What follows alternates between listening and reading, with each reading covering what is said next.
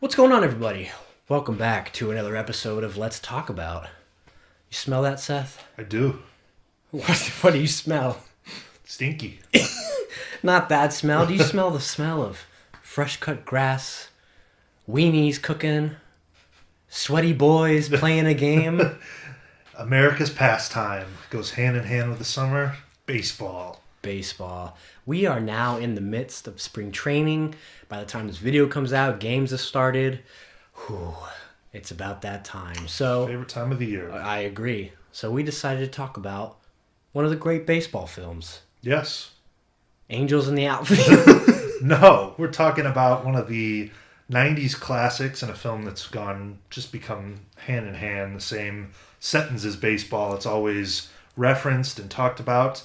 The Sandlot. Ooh, 1993, the year I was born. So Wow. It has a special meaning to me. Wow. You get The Sandlot, and the year you were born, I get stuff like Goodfellas. My year's better. You ever do one of those quizzes where it tells you what was the big movie during the day you were born? No. I think mine was Adam's Family Values. Wow. Sums up your life. Sad, depressing, and Shitty. gothic. No, The Sandlot, it's a childhood classic. Yes. Well, maybe we should just kind of go into baseball in general real quick. Sure. Just because I think, obviously we're massive fans of the sport. We talk about it a little bit, but, we don't. We kind of keep a lot of it off the channel, but Yeah. most of the conversations we have are either movies or baseball, so it's a big thing amongst us. Yeah, big thing in our lives. Absolutely love it. Fuck the Astros. It's just been something that I've been brought up with my whole life. I'm sure the same thing with you. Same. So that also kind of goes to what you said. Baseball and the Sandlot go hand in hand. Growing up with baseball, I grew up with the Sandlot. So it's just kind of one of those things that melts together so well.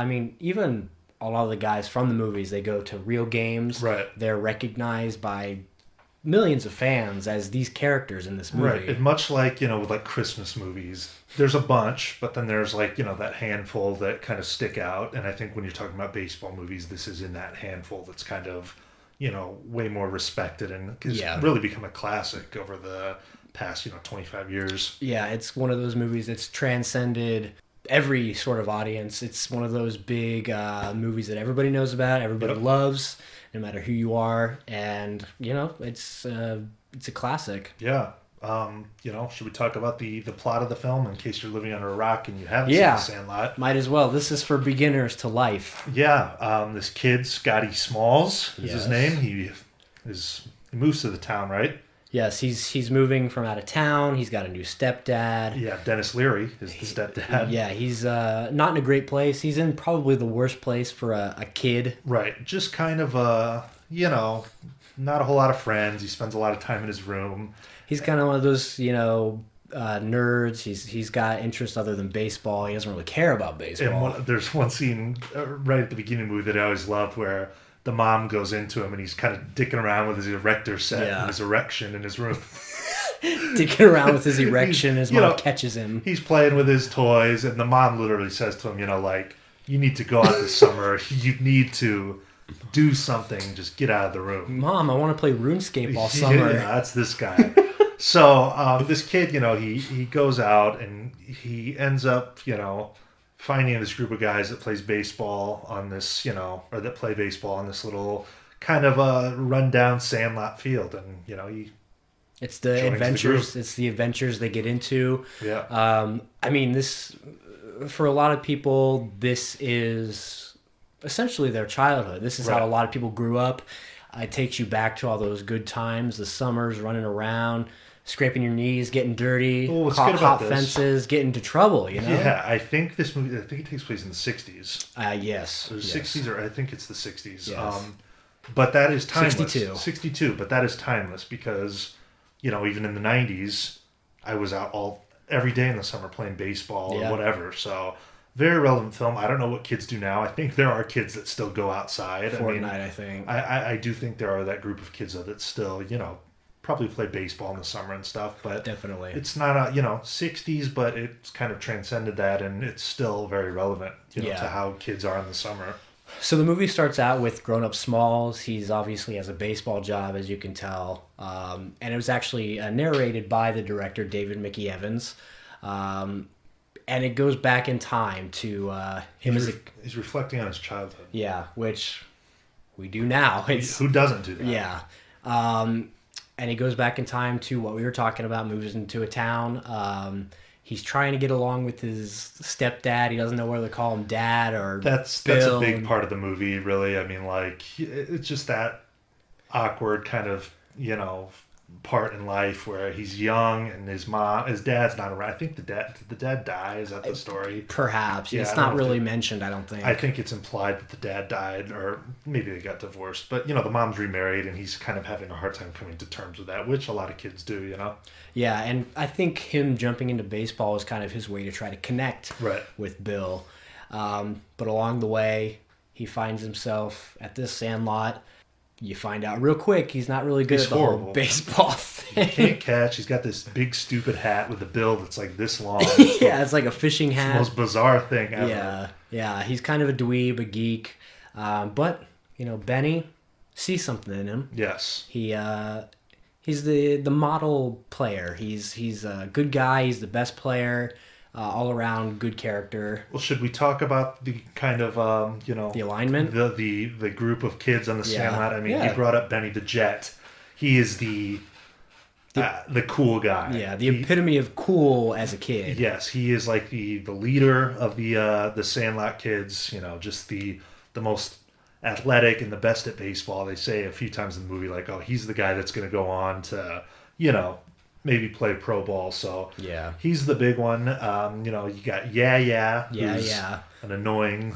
Yeah, he's really bastard. there just to be annoying. Yeah, honestly, you've got Mike Squints Polidorus. Yep. Who is one of the bigger characters. Chauncey Lepardi plays him, and he's also kind of a geek, which is weird. He's kind of geekier than anybody else. Really? Yeah, he tries to be the cool guy. Yeah, and then you got the pitcher, De Nunez, I think is his name. Yeah. Yep. And you got Bertram. Grover. Bertram Weeks.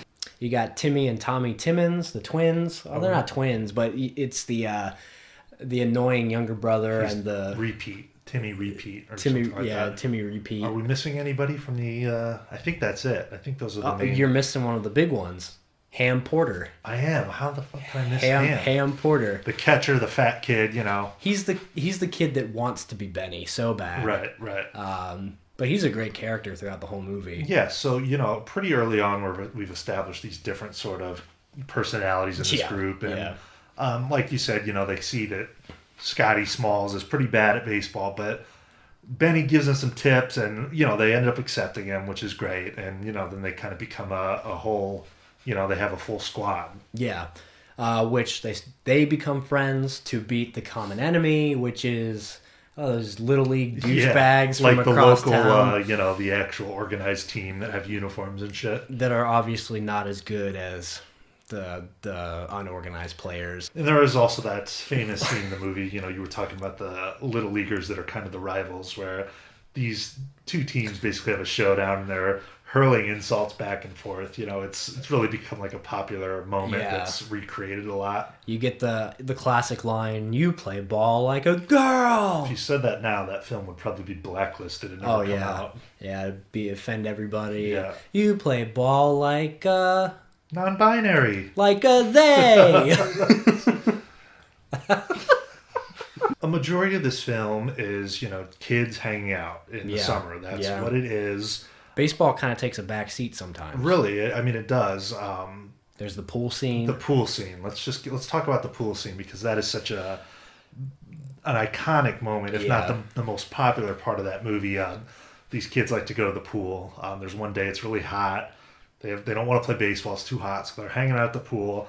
And the real focal point of the pool is this smoking hot lifeguard, Wendy Peppercorn. Or according to Wendy Preffercorn. Yeah. My darling lover girl. Is that her name? Is it Peffer? It's Peffer, but there's a spot where he's mocking Squints and he's like, yeah, you were. Your tongue was hanging out of your head and you were swimming. Oh, Wendy Preffercorn. That's right. I know. I remember that part. But she's really She's hot. Well, Marley Yeah. Shelton. That's right. Yeah. And these kids all have a fixation on her. And, like I said, one of the most famous parts of the movie is Squints is kind of, they're at that age where they want to start, getting down to business with the ladies and stuff like that. So Squints, just in a moment of frustration, he goes, I can't take it anymore. Walks to the deep end of the pool, even though he can't swim, and just kind of falls off the dive. Is that what happens? Does he jump off, or what He happens? jumps off in an attempt to get her to give him mouth to mouth. Yeah, it's really maybe the best part of the movie, but she It's jumps sexual off. harassment. Yeah, now that would be like a huge deal, but she jumps off, grabs him out of the water, and she's sitting there, come on, let's give him mouth to mouth, and like the third go around or whatever, he grabs the back of her head, and he's like trying to make out with her. It's funny as hell. Even as an adult, that's funny. Yeah, it's funny, and I'm genuinely surprised by the amount of people I see dress up for Halloween as Wendy Peppercorn and Squints. That's a really popular costume. I know a few people that have done that. It is, yeah. The movie can get kind of weird sometimes too. There's the whole, I guess it starts as a subplot but becomes the main plot with. It is strange how it's paced. Yeah. I thought that too. It's almost like a bunch of vignettes all together, but you get the part where you finally learn about the Beast. And like you just mentioned, as a kid, I always remembered that being like right from the get-go they established that, but really it's not until like halfway through the movie where that starts to become a thing, It's it's like, I wish there was a word, maybe there is, but I don't know it, where the story starts out as one thing and becomes something else. It's almost like Three Stooges. Right. How those stories start as one thing and just end completely different. Yeah, that's kind of where that all comes into play. The 60s, those kids didn't have a lot of money to keep buying baseball, so anytime they would hit a ball over the fence, they couldn't get it because of this like urban legend, basically, of this killer dog that lives next door, and which almost, because of the story, becomes almost science fiction-y in a way because of the way it's explained. It's like this big urban legend, and even Mr. Mertle, who, which I think is interesting in the flashback too. That's weird.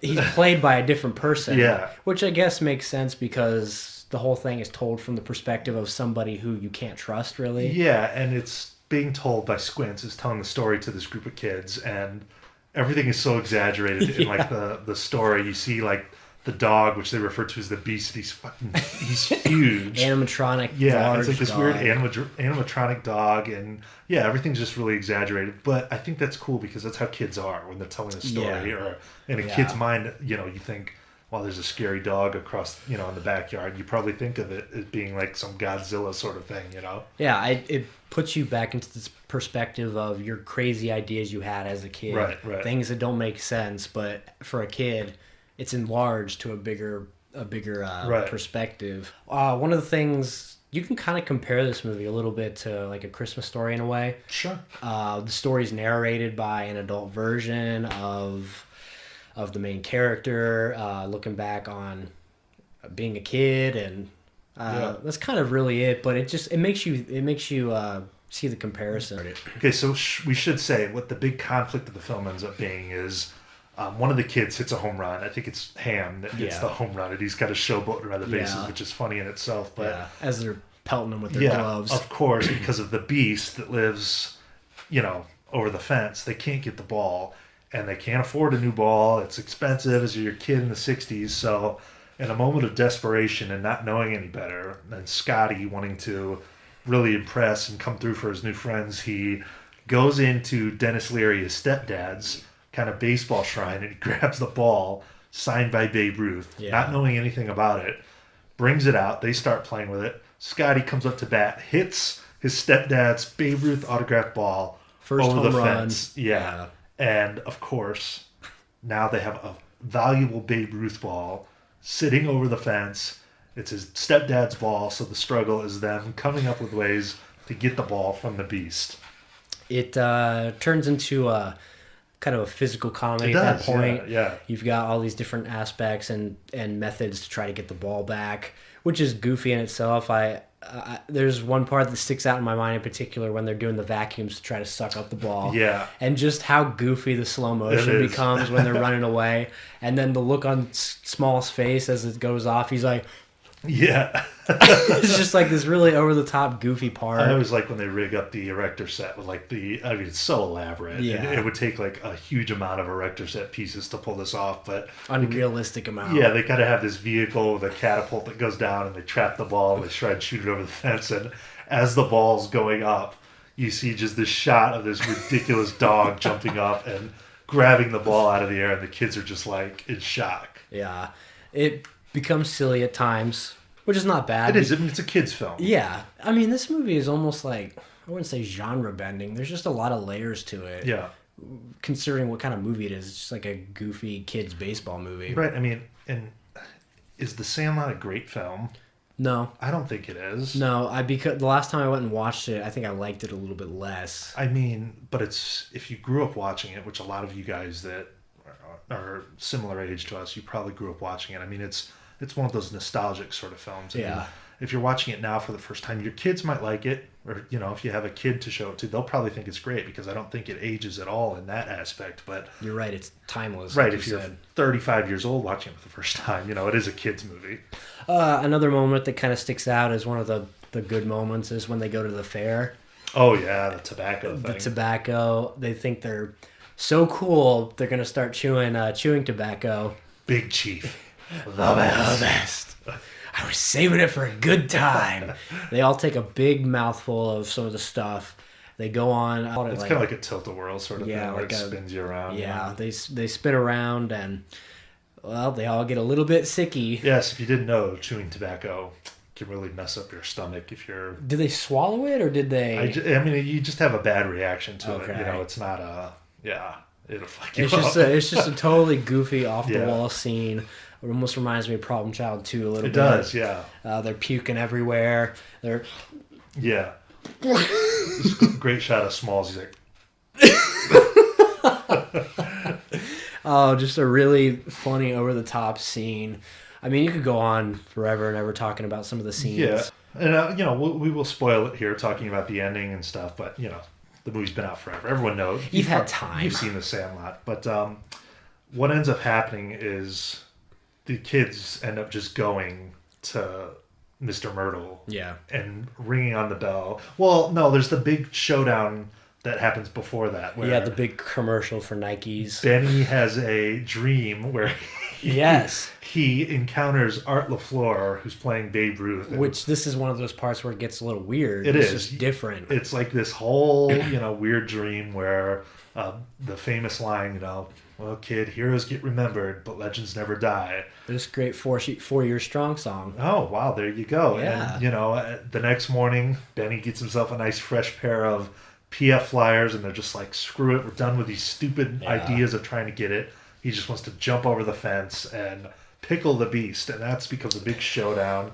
He jumps over, grabs the ball. The dog nutsack shots. Yeah, the dog ends up jumping over the fence with him. They're chasing him through town, and I mean, it's definitely the most exciting part of the film, I think. And the end, the fence ends up collapsing. They trap the beast, but then they see it's a regular dog. It's a regular dog. It's not this big, scary dog that they had in their mind, and that's the point when they go knock on old man or Mr. Myrtle's door, and they find out the very same thing, that he's not a cranky old man. Right. He's James Earl Jones. Yeah, he's James Earl Jones. Yeah. He's also blind. He's a blind guy, and that's a great line. It's actually one of my favorite parts of the movie. He goes, why didn't you just knock on the door? I wouldn't have got it for you. And then they start beating up on Squins because he made it out to be a big deal. And... So you're the ones making all that racket. So you're the ones making all that racket. And it's funny because as soon as that ball went over the fence, they said, well, why don't we just go knock on the door and get it? And Squints is like, no, you can't do it. So basically they wasted all this time and energy, and Mr. Myrtle's really nice, lets them inside, and they find out, which... It's stupid, but it kind of gives me chills talking about it. No, it's cool. I agree.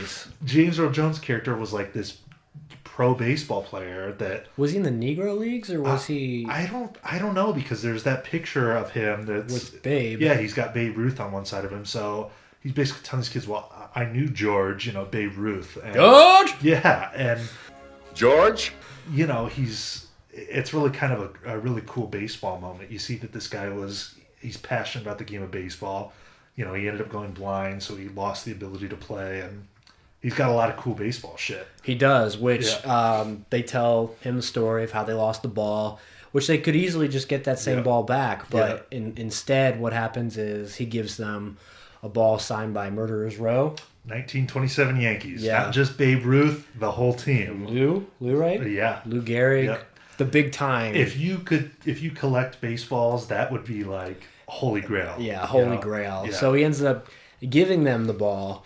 All he wants in return is for them to come and talk baseball with him. Yeah, which is it's such a good moment. I mean, even there are parts of this film that, that's funny when you're a kid. Yeah. And that's good when you're a kid. But this moment is like, I mean, it's good now. Yeah, it's a moment that probably younger, I was like, okay, the movie's almost over. I don't care about this. But now I can appreciate a lot more because it just shows the passion for the game and just, I don't know, just the way that, I'm sure it wasn't meant to be taken this deep, but the way that sports and baseball can break barriers, it can bring people together.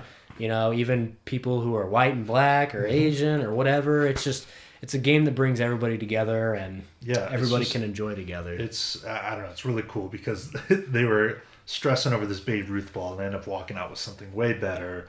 And, like you said, the guy just wants to basically be friends with him and talk about baseball, which shit. Yeah. I'd go talk to that guy for free without having any ball. I mean, James Earl Jones, I'd go talk baseball with him. He doesn't have to give me a signed Yankees ball. It's incredible, Yeah, I just give him a blowy and it'd be okay. No, I don't know about that. So, after that whole conflict's wrapped up, everything's good. Dennis Leary's character gets a better ball than he had. He's still pissed about it, but he does get something even better. And then we jump back to the beginning of the film, which we see a grown-up Smalls who's like a broadcaster for the Dodgers. Yes. So he's sitting there, he's doing play-by-play for which the is Dodgers. Weird, because, where's Vin? Where's Vin Scully? This is in a fantasy world, okay? But I don't like it. We see that the last shot, he's calling the Dodgers game, and we see Benny the Jet is on third. He's a player. Yeah, he's a player for the Dodgers. He made it to the big leagues. Just like they all thought he would. Yeah, he made it to the big leagues, and it's really a cool moment. He ends up stealing home, and the final shot of the movie is kind of cheesy, but I mean, I like it. I like it. Yeah, he steals home and he looks up to Scotty, and they give him the thumbs up, and then Scotty's up there like it's Benny's cool. like oh, that's right, Ben. It is cool though, and I really like that. I've always liked that ending, and it's just the whole story kind of comes full circle, and it's really a film. Anytime I watch it, it makes you think about the kids that you hung out with. There's guys that when I was 12 years old, I played baseball with, and I haven't talked to them for years. Some of them have passed away. I mean, it's really I actually you act like we're 70. I actually just found out a guy that I played Little League with. Growing up the whole time, he died a couple days ago. I don't know from what, but he passed away. Yeah, that's so awful. Yeah, and there's that scene. But it takes you back to the good times. Right, and there's that scene where Scotty's kind of reflecting, and you see the kids disappear from the field, and the narrator's talking about what happened to them later in life, and so-and-so got really into the 60s. We never saw him again. These guys invented this, and it's a cool moment. Yeah. So like we said, baseball, The Sandlot, they go hand in hand. Yeah. It's one of the big baseball movies. I'm not even going to say it's some great film, but it really does capture summer and baseball perfectly, I think. Yeah. Baseball's starting up. It's the most exciting time of the year. Yeah. And exciting long haul. It is. That gets us through the year. Predictions? Yankees winning the World Series. And it's happening. 2030. Nope, 2020. The cheaters are gone. The dynasty starts now. But the Yankees are cheaters too. Why aren't they getting in trouble? Let us know what you think about The Sandlot. If you like baseball, what are some other great baseball movies? I mean, Field of Dreams, I think, is the best baseball film, but there are a handful of really good ones. Yeah. I don't think there's, a handful. Sports movies in general are hard to find, really good ones. Yeah. But I think Sandlot's one that has stood the test of time. Oh, and whatever you do, stay away from the sequels to The Sandlot. Makes me nauseous just thinking about it. I was thinking about that movie while you were talking about the kids disappearing, because in the second one, the Timmy and Tommy characters, it's like an older brother and the other one's deaf or deaf mute. So at the very end, you've got they're doing the play-by-play of where each one went, and they're like, they went off and started Def Jam Records. So stupid. Are you serious? Yeah. Fingers and his brother Saul started a record label for a new kind of music called hip-hop. They named their company Def Jam Records. Well, I was obviously much younger. I was like, wow, this is cool. It's a sequel, and Wow. obviously now in my life I don't care for it at all. But Stay away from the sequels. Let us know what you think about this video, what you think about the Sandlot. Love hearing your comments. Look out for more of these. Subscribe to the channel if you haven't already. Thanks for watching, guys. See ya.